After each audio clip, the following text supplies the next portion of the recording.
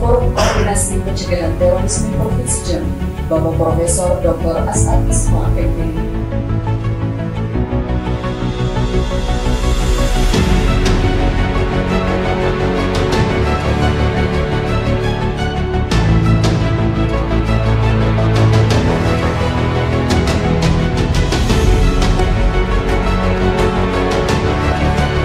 Ngobrol Pendidikan Islam di bareng anggota legislatif Jambi tahun 2023. Mari kita manfaatkan momen ini untuk meningkatkan kualitas pendidikan Islam di Provinsi Jambi.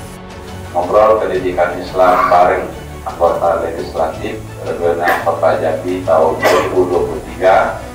Dengan ini kami buka secara resmi.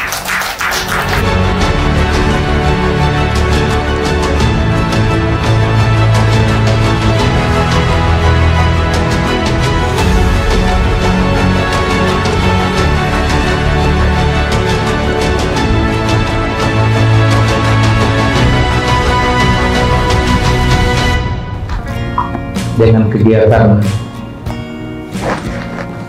ngopi ini, Pak Kabul memberikan kesempatan kepada kami untuk berbicara di sini sebagai pemerhati pendidikan. Dan izin saya ingin coba melihat pendidikan kajian dengan karakter anak didik kita, karakter anak kita di tengah masyarakat pada saat ini. Nah, di Undang-Undang kita jelas Pak Kanwil pendidikan untuk manusia yang beriman, bertakwa dan berakhlak mulia. Dan kemudian dalam psikologi pendidikan ada teori apa bahasa taksonomi global kepada kognitif, afektif, psikomotor. Nah, kami coba ingin melihat dalam konteks afektifnya gitu.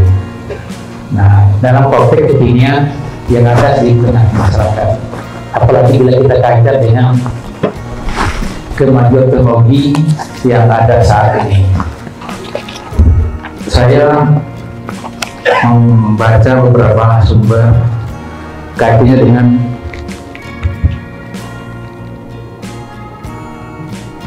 warga negara Indonesia yang memiliki handphone ini ya. Ternyata untuk tahun 2022 sudah 2022 itu 67,8% itu anak usia 5 atau lebih itu sudah memiliki HP. Nah, meningkat dari tahun 2021 pada angka 65,8%. Nah, teknologi ini saya coba melihat itu dari sisi pengaruh negatifnya gitu. Barangkali ini kita temukan juga di rumah kita masing-masing ya, di rumah mungkin di rumah kita gitu. Bagaimana HP ini membentuk perilaku anak kita, membentuk perilaku remaja yang ada di lingkungan kita gitu. Nah, sementara dalam proses pendidikan jelas perilaku itu bagaimana upaya-upaya kita sebagai pendidik gitu. Nah, saya melihatnya peran kita sebagai guru agama ini masih betul-betul diperlukan untuk ini gitu. Bukan hanya di madrasah, tapi mungkin juga di lingkungan, bahkan juga di lingkungan sekolah umum gitu. Nah, sehari-hari kita melihat anak-anak umur 2 tahun pun sudah menggunakan HP ya. Kadang-kadang dia menyampaikan sesuatu yang tidak masuk akal, artinya tidak mungkin dia bisa ngomong satu persoalan itu kan. Nah, tapi kok itu muncul gitu kan. Tapi karena dia melihat dari HP itu, tapi itu adalah sesuatu yang negatif kadang-kadang, sesuatu yang negatif. Nah,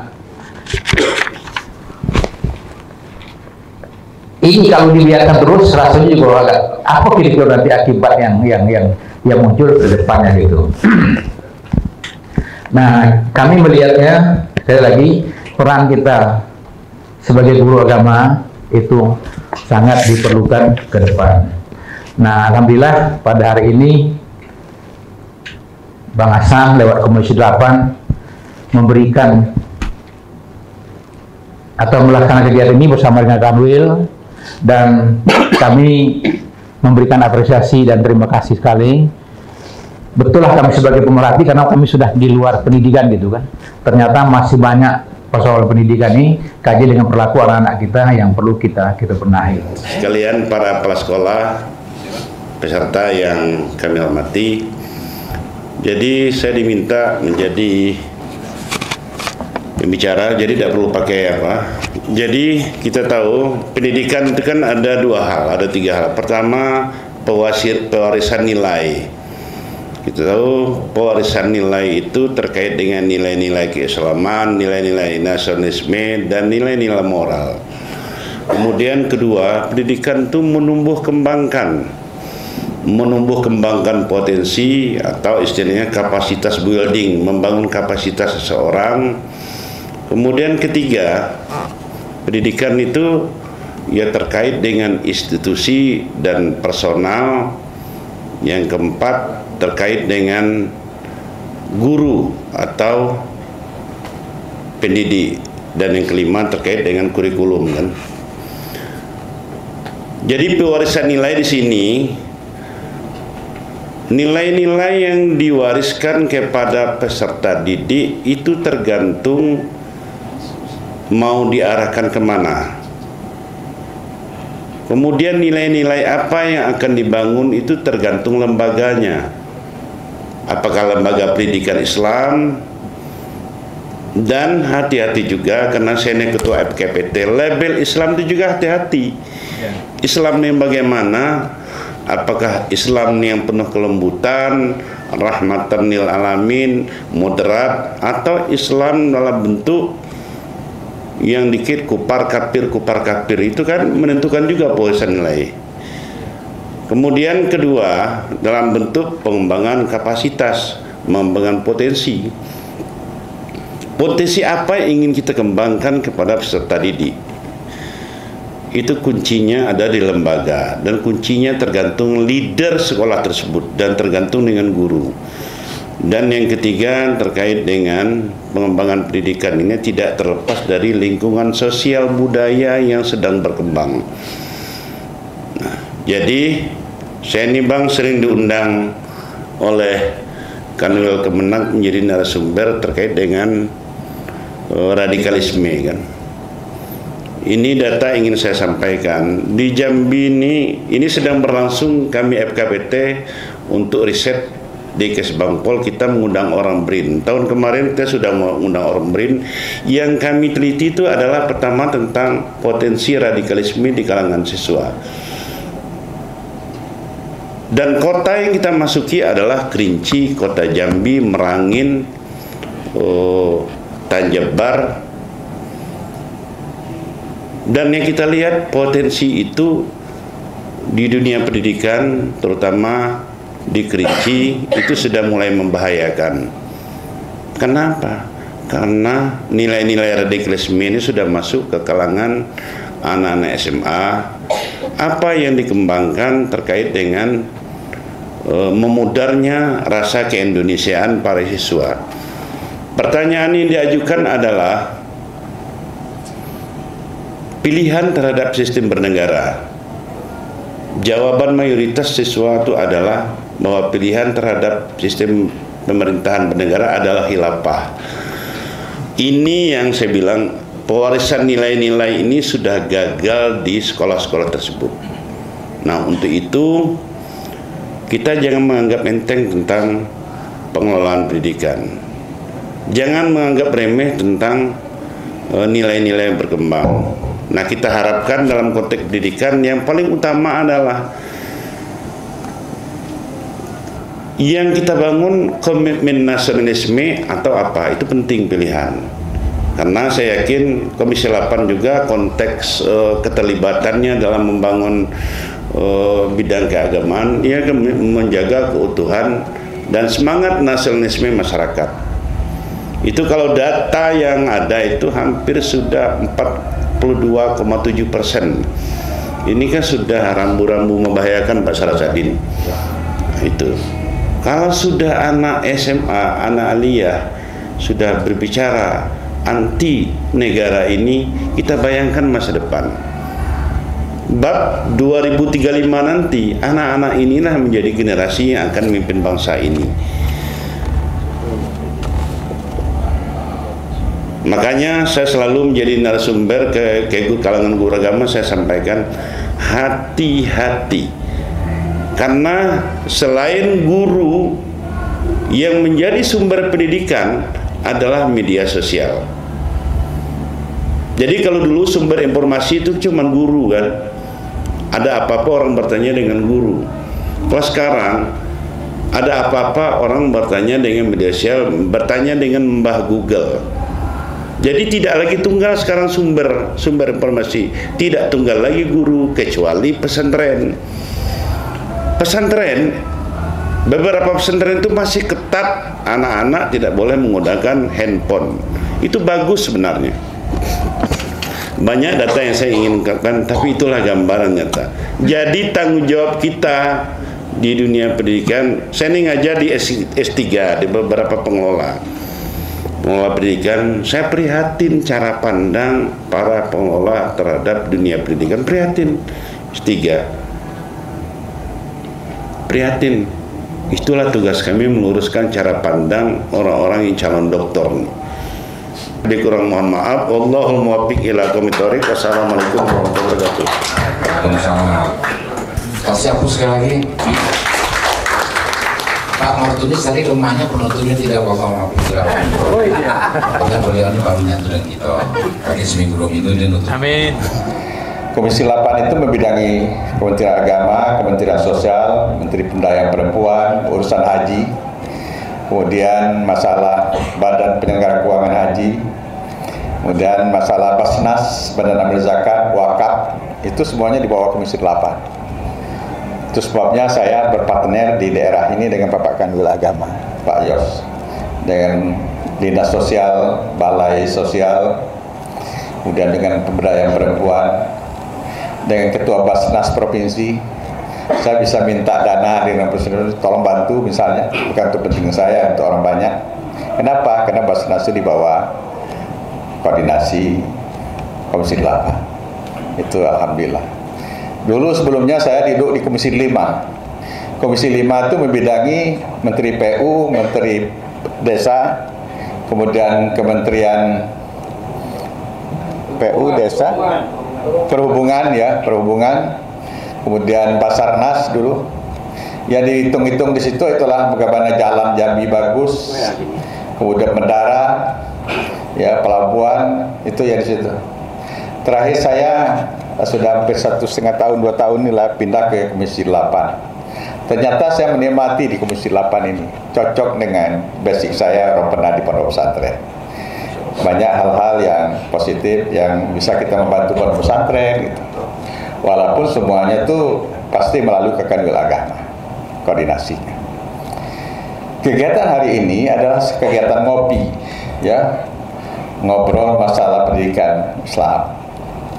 Kami dikasih jatah tadi oleh Pak Kanwil, oleh Kementerian Agama sebagai anggota DPR di Dapil 13 titik tempat pertemuan yang harus kami selesaikan nanti insya Allah bulan November paling lama. Saya sudah bicara tadi Pak Kanwil dengan Kabin. Mungkin saya sekarang sedang reses sampai tanggal 15 Agustus ini minimal separuh selesaikan. Nanti kita atur lagi bulan Agustus, September, Oktober, insya Allah nanti November sudah bisa diselesaikan sebanyak 13 titik. Saya bilang dengan Kabin, bisa tak kita selenggarakan di desa daerah-daerah tertentu, misal di Jangkar. Walaupun beliau katakan tadi, Pak kami tidak enak, tidak di hotel, bab dananya kan bisa disiapkan untuk hotel. Saya bukan itu persoalan, penting saya ingin menyenangkan kepala-kepala madrasah di desa-desa. kasih makan, kasih honor untuk mereka. Cuma jadi persoalan lagi adalah rekeningnya ada enggak gitu. Mereka di desa-desa rekening kalau kita undang mereka. Itu juga persoalan yang tadi kita diskusikan dengan Pak Kabid madrasah. Dan memang kita bisa ngumpul sampai 70 orang mungkin ya, 70-80 orang satu angkatan. Bayangkan bisa kita kumpul kepala-kepala madrasah dijangkat ketemu gitu. Saya bisa kenal, bisa ketemu. Di samping ya sebenarnya tujuan Menteri Agama itu membantu kami untuk ketemu dengan dalam rangka tahun 2024 ini. Itu dari sisi politisnya. Jadi seluruh anggota DPR 53 orang di Komisi 8 itu dapat jatah 13 titik untuk ketemu dengan pimpinan-pimpinan. Bapak-bapak Ibu sekalian berbahagia, kaitan dengan anggaran Departemen Agama untuk tahun 2024 yang akan datang, itu ada terjadi kenaikan.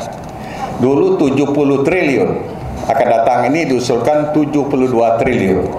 Kemarin sudah kita bicarakan di rapat komisi, kami dapat menyetujui usulan Menteri Agama itu. Jadi indikasi itunya anggaran yang disampaikan oleh Kementerian Agama, oleh Departemen Keuangan waktu itu 72 triliun. Kita bicara berapa dirjen ini sudah kita bicarakan kemarin. Kemudian ya kami mengusulkan agar ditambah anggaran tambahan nanti sebanyak 16 triliun. Kita harapkan seperti itu. Cukup besar artinya pemerintah memperhatikan sektor agama. Walaupun sebenarnya memang belum sebagaimana yang kita harapkan dibandingkan dengan pendidikan umum. Ya. Pendidikan umum itu kartu pintar itu kalau di perguruan tinggi umum ribuan itu Unja dapat. Itu kita bicarakan. Departemen Agama 200 kena UIN tuh, ya Pak Sanda. Sekitar itu. Kita protes kepada Menteri Pendidikan, Ketua Penas dengan Menteri Keuangan. Apa ada perbedaan seperti itu? Dan itu kita bentuk tim khusus panja ya tentang perbedaan itu yang ingin kita kejar.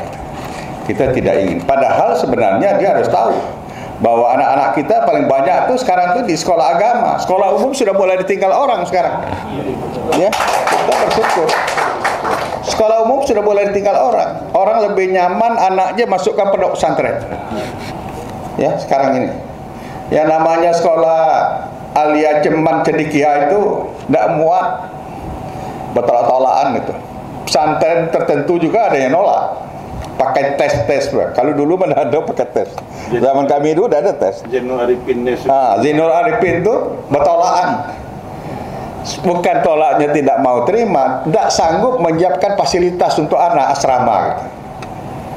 Ya, itu kita sampaikan kepada Menteri Diknas Pendidikan pada saat itu, Ketua Bapedasnya. Untuk Bapak ketahui sekolah umum ini bakal ditinggalkan oleh masyarakat. Tidak aman lagi apa yang disampaikan oleh Pak Saan, Pak Mertunis tadi.